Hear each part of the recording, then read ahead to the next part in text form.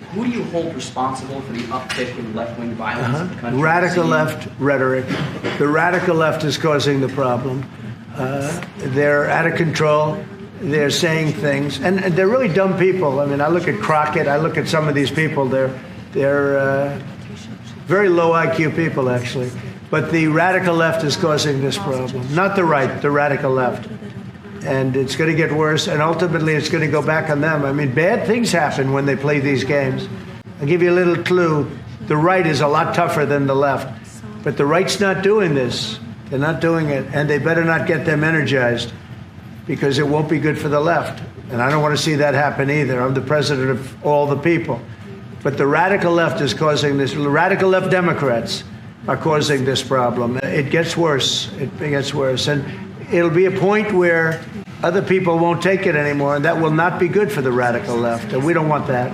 We're going to take some of that tariff money that we made, just to get off the subject for a second. We're going to take some of that tariff money that we made, we're going to give it to our farmers, who are, for a little while, going to be hurt until it kicks in. The tariffs kick into their benefit. So we're going to make sure that our farmers are in great shape, because we're taking in a lot of money. We're finding, the other day, it was very interesting, they found $31 billion. They said, sir, we found 31. I said, you mean positively, right? They said, yeah, 31 million more than we knew. And they said, we don't know where it came from. I said, check the tariff shelf. They came back the following morning. They said, you're right, sir, it came from the tariffs. We've never seen anything like this. So what we're going to be doing is we're going to be taking some money from all of the tariff money that we've taken, and we're going to distribute it to our farmers until the tariffs kick into their benefit, which ultimately the farmers are going to be making a fortune. But it's a process of, it has to kick in. So this is a tough man. This is a guy who's highly opinionated. Usually I don't like opinionated people, but I always like this one. But he's a tough one.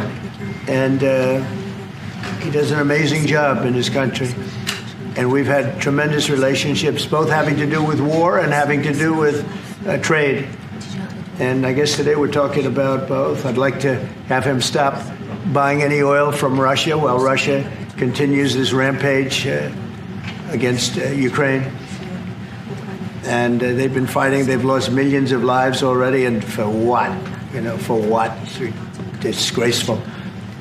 And I said yesterday, let it keep going, because their economy is absolutely terrible right now. And I think it's a shame that they're doing that, killing a lot of people unnecessarily.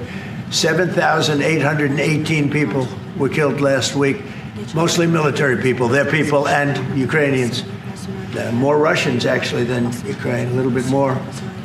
But it's such a waste of human life. And so he ought to stop. Putin ought to stop.